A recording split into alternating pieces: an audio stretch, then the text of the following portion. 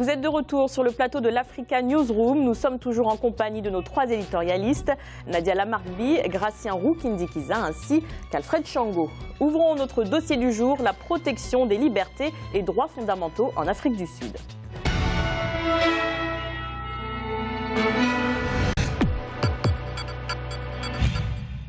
L'année 1994 marque l'instauration d'une démocratie multiraciale en Afrique du Sud, une première dans l'histoire du pays, si bien qu'aujourd'hui, la constitution sud-africaine est considérée comme l'une des meilleures au monde, et ce en termes de protection des droits humains et d'indépendance de la justice. Un reportage d'Olivier Conan, notre envoyé spécial en Afrique du Sud. L'Afrique du Sud a un lourd passé en matière de violation de droits fondamentaux. Avant la fin de l'apartheid, la majorité noire de la population, ainsi que les Indiens et les Métis, n'avaient pas le droit de vote. Les droits civiques et libertés leur étaient refusés. La politique d'apartheid, un terme afrikaans qui signifie développement séparé, était la codification légale de la violation systématique des droits des Noirs constituant la majorité de la population. C'était l'institutionnalisation de l'inégalité raciale. Il était donc nécessaire de corriger durablement et définitivement ces injustices. C'est pourquoi la Constitution adoptée en 1996, après la fin de l'apartheid, a prévu des dispositions importantes pour protéger les libertés et droits des citoyens.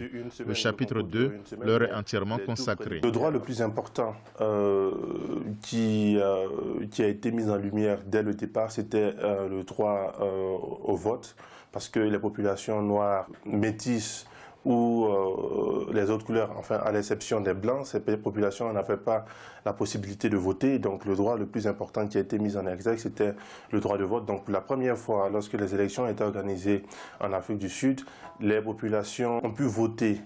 Pour garantir le libre exercice de ces droits, le système judiciaire a été aménagé pour offrir aux citoyens une palette de juridictions au niveau local et national. À côté de ces cours tribunaux, il existe des organes spécifiques.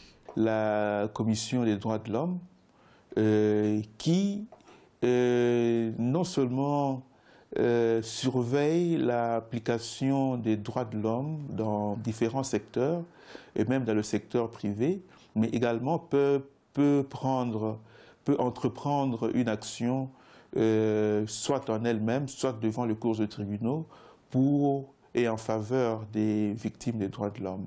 Il y a également d'autres institutions comme ce qu'eux appellent le Public Protector, qui également s'occupe beaucoup plus d'abus des droits de l'homme dont les citoyens sont victimes devant les services administratifs. Pour régler les problèmes soulevés par les crimes commis pendant la période de l'apartheid, l'Afrique du Sud a décidé d'utiliser la voie de la justice transitionnelle à travers la commission Dialogue et Vérité. Ce compromis avait l'avantage de garantir la réconciliation nationale, même s'il a été critiqué par certains comme la consécration de l'impunité. Sortir d'une situation de violations massives et graves des droits de l'homme est assez complexe.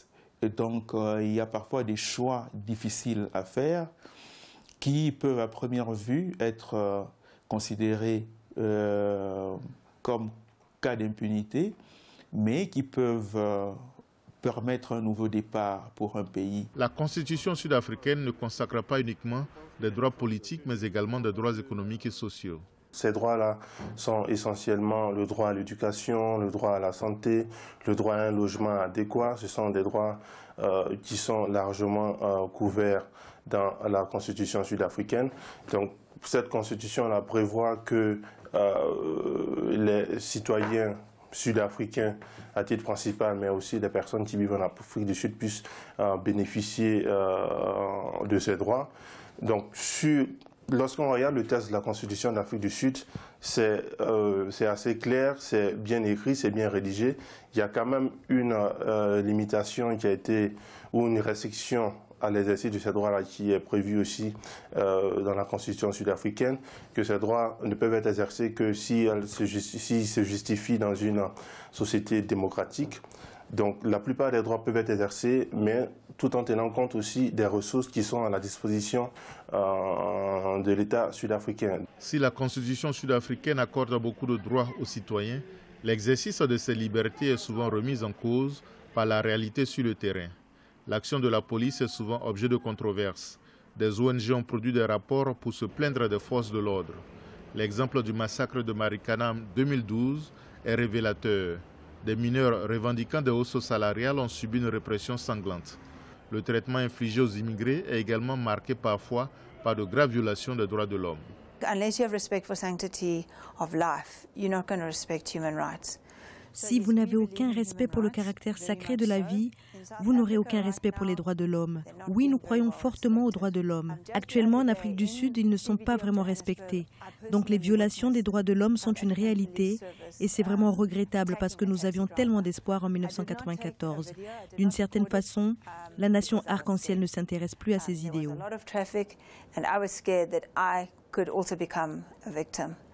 So human rights abuses are happening. I think we can do a lot more to look at the rights of people.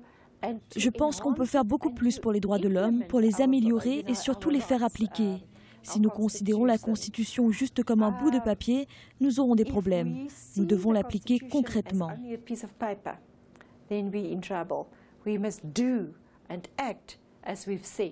Pour garantir l'indépendance de la justice et faire appliquer les dispositions de la loi, la Constitution a chapeauté l'architecture juridictionnelle avec une Cour constitutionnelle qui s'est déjà illustrée par des arrêts historiques. C'est un système qui ne peut pas être influencé comme on peut le retrouver dans d'autres pays africains. Le système judiciaire, la justice en Afrique du Sud offre quand même des gages importants d'indépendance. La preuve, elle a eu lorsque certains, même dignitaires du régime en place, ont eu à commettre des infractions, on a eu à les condamner à des peines de prison. Il y a des exemples qu'on peut donner du Treatment Action Campaign pour que les traitements antirétroviraux soient accessibles à la majorité de la population.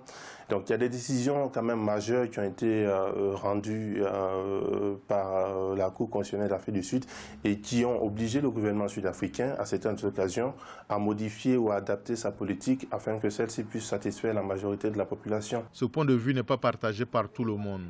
De nombreuses personnes sont sceptiques à cause de l'ampleur de la corruption qui atteint des proportions inquiétantes. Bien sûr qu'il y a beaucoup de corruption. C'est un autre problème des droits de l'homme, parce que si tu corromps quelqu'un du système judiciaire, tu ne peux pas obtenir justice. À l'évidence, la situation des droits de l'homme est une question très actuelle en Afrique du Sud. La Constitution a élaboré un dispositif institutionnel et juridictionnel avant-gardiste pour protéger les libertés et garantir les droits fondamentaux. Au plan politique, les avancées sont indiscutables avec le droit de vote qui s'exerce librement pendant le scrutin. Quant à la situation des autres droits fondamentaux, des efforts sont encore à consentir. Nadia, quel regard portez-vous sur l'évolution de la protection des droits en Afrique du Sud ? Je me demande si Nelson Mandela, si Madiba aurait été heureux de voir ce qui est devenu le pays pour lequel il s'est battu, vraiment. Parce qu'on voit bien qu'il y a eu un idéal d'égalité et pour le coup, il est à la source de cet idéal-là. C'est lui qui a permis qu'il n'y ait pas de guerre civile dans son pays. C'est lui qui a apaisé les communautés et qui n'a pas opposé les Blancs et les Noirs. Et le fait qu'il ait choisi cette option-là, c'est-à-dire un pays apaisé, et un pays où un homme égale un homme, et c'est pour le coup son slogan à lui, et qu'un homme égale un vote. C'est lui qui a imposé, qui a donné le ton. Et voir qu'aujourd'hui, justement, on n'est plus dans cette perspective-là, qu'on n'est plus dans un homme est égal à un homme, qu'il y a des problèmes, que la politique de l'ANC n'est plus on a l'impression qu'ils ont perdu leur ennemi, le blanc dominateur, et que là, pour le coup, ils ne savent plus comment faire. Et qu'on est dans une construction qui revient sur des ressorts tribaux qui avaient été estompés par la lutte pour leur liberté. Et je trouve ça vraiment inquiétant. Et en effet, lorsqu'on voit encore aujourd'hui, on voit bien que l'Afrique du Sud, combien même elle est le leader économique du continent, ce pays est en perte de vitesse. sur tous les indicateurs. On voit bien qu'ils sont maintenant un peu plus à la traîne que les autres. C'est vraiment dommage, parce que l'idéal était là et ils auraient pu vraiment en faire quelque chose. C'est également votre analyse sur ce point Sandra, donc avant de répondre à votre question, je voudrais avoir une pensée amicale ici pour Petrus Fioun, notre collègue sud-africain qui est éditorialiste ici, et voilà. Non, moi je n'ai pas un regard aussi pessimiste. Je pense qu'on dresse quand même un tableau très sombre de l'Afrique du Sud, des libertés et des droits de l'homme. Mais je comprends parfaitement qu'effectivement, face aux manquements qu'il y a, face aux transgressions, aux violations, que les acteurs puissent avoir cette réaction-là. Mais l'Afrique du Sud, en termes de droits de l'homme, n'est pas comme certains pays africains qui violent systématiquement ces droits-là, parce que là, on applique, on respecte, tout à fait d'accord, mais là, on applique quand même le droit, on applique la loi.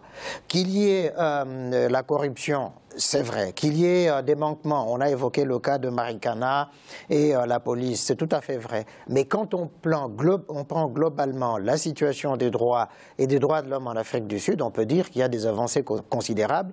Ça m'étonne qu'on n'ait pas évoqué, par exemple, le droit des homosexuels, par exemple. En Afrique du Sud, c'est le seul pays au monde où est inscrit très clairement dans la Constitution, justement, ce droit-là qui est accordé aux homosexuels. Donc, c'est une avancée considérable. Certes, effectivement, on peut toujours mieux faire. Et je pense que l'attente des Sud-Africains et des leaders politiques qu'on a vus va justement dans ce sens-là de mieux faire, effectivement.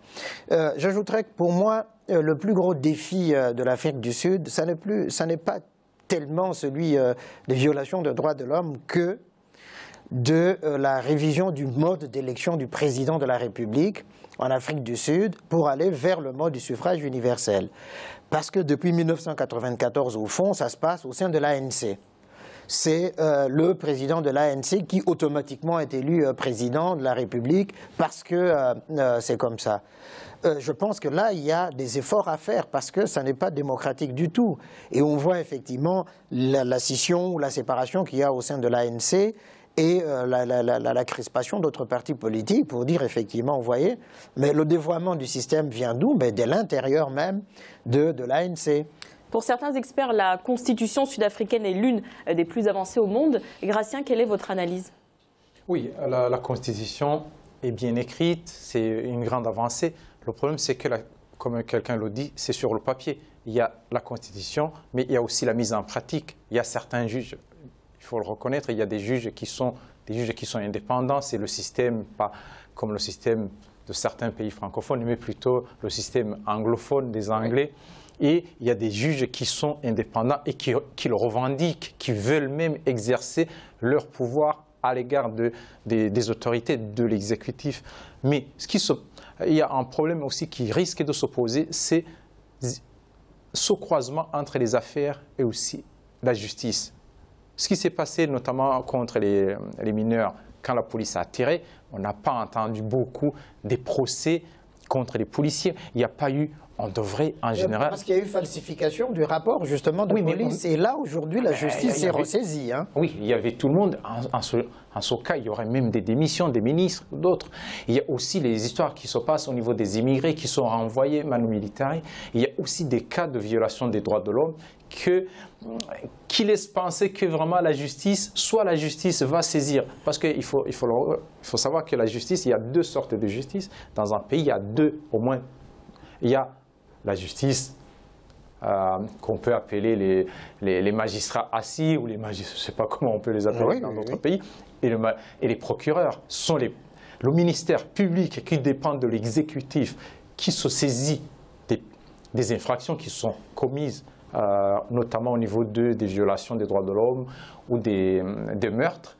Dans ce cas, c'est-à-dire que le procureur dépend de l'exécutif et le magistrat assis qui reçoit le procès le reçoit en deuxième phase. Ce qui fait que le magistrat assis peut être indépendant, mais tant qu'il n'a pas reçu la plainte, il y aura un problème. C'est-à-dire qu'il y aurait alors ce problème de l'exécutif qui a un bras au niveau de la justice qui pourrait faire défaut. Ce qui est dommageable, excuse-moi Fred. Ce qui est dommageable, ce n'est pas réellement le constat aujourd'hui, c'est le potentiel qu'a ce pays et le fait que ce potentiel-là, avec une constitution très bien écrite, avec en effet une indépendance de l'exécutif et du pouvoir judiciaire, avec des structures qui sont en place, avec un tissu économique qui fonctionne, ce qui est dommage, c'est que ce pays en soit encore là. C'est en ça que ça pose problème. C'est pas le fait que théoriquement tout soit là. Et tu as raison de dire pour les droits des homosexuels que c'est un des rares pays africains qui reconnaît le droit... Le monde même, hein. Oui. Ben oui. Qui inscrit vraiment dans la Constitution. C'est vrai. Mais oui, c'est vrai que par rapport aux États-Unis ou la Russie, on est encore loin. Mais pour le coup, dans la réalité, il y a récemment encore, il y a eu un lever de bouclier parce que des lesbiennes ont porté plainte justement parce qu'elles racontaient qu'elles étaient continuellement, qu'elles étaient violées, qu'elles étaient discriminées dans la rue, au travail. Donc il y a comme on disait, il y a la théorie, il y a la pratique. Non, mais là, moi, je pense que c'est plutôt l'évolution des mœurs, l'évolution des pratiques, au fond, au niveau du quotidien. C'est-à-dire que l'architecture juridique ne fonctionne que si tout le monde y adhère. Alors qu'il y ait des manquements, c'est tout à fait vrai. Mais quand on voit d'où vient l'Afrique du Sud et le chemin parcouru, on s'aperçoit effectivement que beaucoup de choses ont été faites, mais il reste encore beaucoup plus à faire. Et au fond, les plaintes des uns et des autre, parce que le trend, si on regarde sur les dernières années, est mauvais. Oui, mais... il y a eu quand même en 1994 un vrai espoir. Et la présidence de Mandela a été vraiment une présidence exemplaire. Le problème d'Thabo Mbeki, pareil. Il a quand même réussi à remettre un peu du lion dans la société, une société qui était complètement déconstruite. Mais, excusez-moi, mais la présidence de Zuma et les deux présidences, on ne peut pas considérer qu'il soit héritier de Mbeki ou... Non, il a voulu marquer une rupture. Il a voulu marquer une rupture et assurer une certaine continuité. Mais pour moi, fondamentalement, je suis tout à fait optimiste dans l'évolution, dans le bon sens du système juridique, judiciaire et de protection des droits en Afrique du Sud. Alors, les manquements qu'on constate aujourd'hui, c'est vrai, mais il faut voir d'où vient l'Afrique du Sud. C'est-à-dire que 1994 n'a pas transformé comme d'un coup de baguette magique subitement, parce qu'il y a quoi? Il y a encore des inégalités économiques, des inégalités sociales. Si économiquement, vous allez dans les townships, dans les ghettos, que les conditions sociales ont évolué, mais très lentement, qu'il n'y a pas de travail, mais oui, les crimes, etc., se commettent au fil du temps. 20 ans, ça fait beaucoup pour un pays comme l'Afrique du Sud, qui était déjà avancé. Le problème d'Afrique du Sud, ce n'est pas... Oui, la partie... Disons le droit, au niveau de la protection juridique, théoriquement dans la Constitution, il y en a, mais le problème, ce n'est pas la magistrature, c'est surtout l'exécutif qui freine le travail de la magistrature par le biais, justement, par le biais notamment, l'orientation du pouvoir actuel vers les affaires que vraiment ce côté-là, on parle même de la presse sud-africaine parle même de la presse sud-africaine met toujours le doigt sur toutes ces choses-là, dénonce. Et c'est ça qui fait la force justement de ces démocraties sud-africaines. C'est-à-dire que la presse ne laisse pas passer.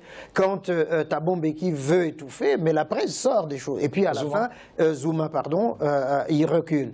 Donc ça veut dire que d'un côté, il y a les institutions qui fonctionnent très très bien, mais il y a aussi la presse qui est là, qui joue ce rôle de vigie et de vigilance. Et donc du coup, il y a une forme d'équilibre. Mais c'est vrai, on attendait mieux de l'Afrique du Sud, on attend mieux de l'Afrique du Sud, mais je ne pense pas effectivement que le tableau soit globalement négatif.